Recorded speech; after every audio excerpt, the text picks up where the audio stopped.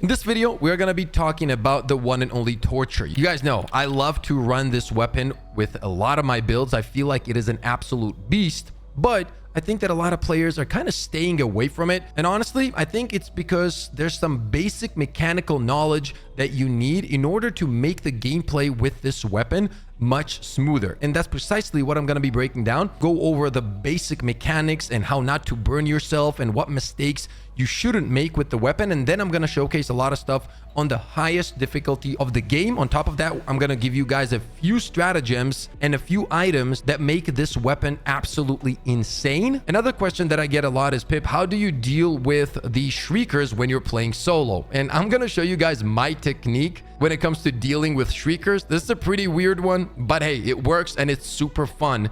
You might throw up at the screen though, so do keep that in mind. So first, as mentioned, let's talk about the basic mechanics and some of the most frequently made mistakes that I see a lot of people make. So you will hear a lot that, you know, the problem with the Torture is that you can burn yourself and so on. However, a lot of the times what players will do is they will use the Torture and move forward. If there is a bug in front of you and you're moving towards it and they're making their way to you, if you start burning them, they will bring the fire to you much easier. Essentially, you are making a mistake when it comes to distant management. Another thing players do is while they're using the Torture, they will dive back but keep shooting. You will also always take unnecessary damage. So what you want to do instead is you're going to do this, and once you dive, you just stop shooting immediately. Once you're on the ground, you can keep shooting if you want to, right? But right at the beginning of the dive, you just stop for a second and then go back to destroying the bugs. Those are like the very basic mistakes that I'll see a lot of people make. And that's why, you know, you start burning yourself and taking very unnecessary damage, which makes the weapon just uncomfortable to use, right? Now, let's talk about what do you need to do instead of all of those things that I just went over. Well, first of all, one of the main things you need to understand with the Torture is distance management. So no matter what bug you're fighting, you always got to be moving backwards while using this weapon. You can dodge, obviously let go of the shooting, and then you can keep moving backwards and go back to destroying bugs. But the point is, you always want to backtrack while using flame weapons in general, even if it's the flamethrower, by the way. On top of that, what you want to be doing is you want to be burning the ground instead of always going for direct hits. And this is what a lot of players do not do. If there's bugs in front of me and I'm always trying to hit them directly, guess what? They might not be in range, and that's why people start moving forward to get in said range. But that's not the goal here. What you want to do if they're out of range is you're going to backtrack and you're going to be burning the ground just like this, right? Then you can dodge back if you want to, just to create more distance quickly. You keep doing the same, and look at that. A huge area of fire is created. And remember, all the bugs now got to get through that, which means that they're going to be taking a lot of dot damage, and most of them will die on the way. And those that survive, then you can either directly hit them, or you can obviously keep burning the ground as well. That is going to be up to you. You got to make those decisions on the go. But yeah, you want to use this weapon and create flaming areas as if a napalm strike hit the ground, right? That's essentially what you're going to be doing. And that's going to make it so much harder for any kind of enemy when it comes to the bugs to cover the distance and get to you, including the Predator and Gloom bugs, even though they are very fast. But we're going to get to Predator bugs here in a minute, and I'm going to show you guys a few tools that take Torture to the next level when it comes to the Predator bugs. Now, another thing that you can do is you can use this weapon and always dive to the sides. You will not catch fire while doing that. Here we can quickly showcase like burning the ground, boom, just like that. And I'm backtracking, as you guys can see. Then I can just dive back. You will see that all of these guys are just going to go down. I'm not even waiting for them to get close to me. I'm just burning the ground. Anything that gets through there, once again, will either be very, very low HP. You guys can see they're just going down consistently, or, you know, they'll most likely die. Now, anything all the way up to the charger can be destroyed with this tech. And it's very simple. Another question that I get a lot is, Pip, how do you deal with the Shriekers when you're playing solo? And I'm going to show you guys my technique. Yeah, there we go. So you're going to drop down. You're going to look up, right? Just like this. So you got to look up. Because you're on the ground, they're going to start attacking you. And you're going to start spinning while looking up. Okay? Not below. You see how they're dying? And you're going to be fine. You're not going to put yourself on fire as well. You can get unlucky sometimes. It does happen, right? But as long as you keep calm and collected, it just works. So right here, we're going to wait for them to start coming in. And you'll see that they're going to be dropping dead. Both of them are dead. And then we have one left. This strat actually works. I tend to use this quite a lot when there's a lot of them. And here, I'm going to try to find some more. So you're going to look up top. Not to the side, not front, nothing. You got to look up top. And you're going to start like almost spinning, okay? When they're coming in, a lot of them are going to be getting tagged. You are pretty safe. And you are going to be taking a lot of them out. You just don't move, okay? Because if you start moving, you will catch on fire. Now, before we talk about how to deal with chargers, bile titans, and all of those crazy enemies, I'm going to show you guys 2 tools that take this torture to the complete next level. And that is going to be gas grenades. And that is going to be the gas rover. Now, the reason I think that these 2 items turn specifically torture to an absolute animal is because you're dealing double dot damage to the bugs, which makes it much easier to do what we showcased at the beginning of the video, which is like spread the flame around the area. And because there's also gas on the ground, you're just going to be deleting everything. Now, I'm going to showcase this against predator bugs so you guys get a better idea.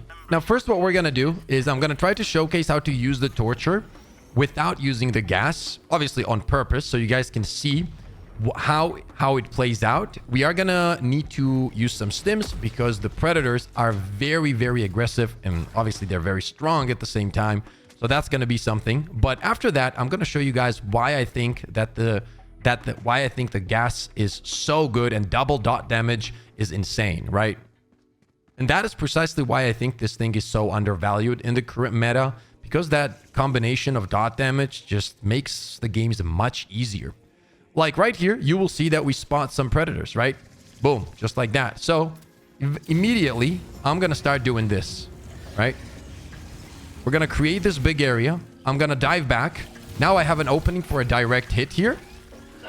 And he is going to burn out. So it's all about distance management right here. We got to manage our distance. Keep in mind, we're on purpose not using our gas nades, right? Which makes this much harder currently. I think they're still chasing me, right? Yeah, there's only one left. Most of them just died to fire. That was the last one. Boom, just like that. Now we got like normal warriors coming in. So here, I can go for direct hits as well because warriors are not as fast as the preds. But I'm always backtracking and diving backwards. That's the key with this weapon, right? You don't want to stay in their face. Right here, you saw that he still made it to me. So the mistake I made there was staying too close for too long. I should have just burned the ground and kept moving. So we're going to try to group up a lot of them. Okay, now I'm going to start using the gas nade. So you want to drop it below you exactly, guys, right? Like once you do that, you're going to turn around and you're going to see that a lot of them are just confused. That's all it is. And this is where you go crazy, backtrack all the time, and start burning the ground. You will notice that a lot of these guys just got absolutely annihilated. Another gas nade coming in. Boom. They're confused. You're backtracking. You're burning the ground. And they are taking a lot of damage from fire, from gas, and they're just dying very, very easily. And you can keep doing this, right? Like I'm going to burn the ground again. I'm going to throw another grenade here. And like this tech alone, this primary and gas grenades can absolutely destroy, for example, bug breaches and whatnot. Like a perfect opportunity here to showcase a charger. So what you want to do for a charger, especially when they're taking damage from gas, is go for the tail. The tail absolutely gives you an easy kill. So for example, let me reload actually, because we have a bunch of time. Now, if I also had the rover, this would be 10 times easier, right? But once again, we're trying to showcase this only with gas grenades now. And after we do that, we are going to grab the rover as well. This guy's obviously still confused. You're going to go for the tail. I think its tail is pretty much done, right? Yep, it's already... No, not already done, but it's going to be any second. Should pop. There we go. Boom, done. It's very easy to deal with chargers because of the combination of gas and fire. And essentially, you have a primary weapon that is very strong, almost as strong as the flamethrower. And this makes it very, very viable. Grab the rover. Now, this is where it becomes really fun, because look at the rover, right? As soon as we're in some kind of danger, it goes absolutely nuts. It's going to confuse everything around us. Look at that. I don't even have to throw as many gas grenades because it's getting the job done. You see how many bugs are already taking dot damage from the gas. And now, oh, this is going to be perfect to showcase this, right? We're going to throw one grenade. We're just going to burn the ground. Remember, we have predators in front of us as well. But because they're taking dot damage, or should I say double dot damage, it is extremely easy to take care of them. Like, they die within a second. And if something's flanking us, boom, the rover gets the job done. It's always locked in, as you guys can see right there. Boom. It does not care. It's on point. The AI for this thing is ridiculous. Now, right here, you see more predator bugs. Still confused. I'm going to burn the ground. I'm going to backtrack here. Nothing's going to make it out of that, right? Like, if they're going through the gas and fire, they're going to get destroyed regardless. Like, this guy was trying to sneak up on us. Never worked because we have the said rover. Boom. We're just burning the ground. Just look at that. Look how powerful the clears are with this combination, right? And it's all because of the combo of dot damage. Makes it extremely fun as well. Oh, we got a stalker now. He's gonna get confused. That's another thing that I love about the, what's the name? The rover, right? Okay, we got more here. So I'm gonna keep moving. Grenade right under me. Keep that in mind. You want to drop it under you. Kind of overkill, to be honest. We probably could have just not even used the grenade there. Sometimes if you feel that they're kind of ignoring gas, it's not really that they're ignoring it. It's that their animation, right? If they had already started the animation and that's when you affected them with gas, they're still going to finish their animation and then get confused, okay? That is also true for example, Illuminate, melee enemies, or essentially all enemies, but it's more recognizable when it happens when the said enemy has like longer patterns of animations. Confuse him, go for the tail. He's barely alive, boom, dead. Now we can focus on the bile. There's not a lot of things that I'm afraid of right now, so I can freely kind of run under him. And we can go for it. And this is where this weapon is absolutely insane. Like, the fact that you can just go for this with a primary weapon, right? Literally just burning down the tail like that is kind of crazy. If you get a lot of enemies on you, this is where you kind of back off. Drop the nade. Why not another one here, actually? And keep in mind, in a scenario, if I wanted to, I would just use my red stratagem, but we're just trying to showcase everything, this weapon. The normal bugs, the smaller enemies, are pretty much already dead because, you know, they're taking double dot damage from the gas and whatnot. And we're back on the Bile Titan. Boom, just like that, you take him out. This is a phenomenal weapon as long as you know what the hell, how to use it, and what tools make this work. Okay, that's what it's all about. And as long as you can master that, this will never let you down.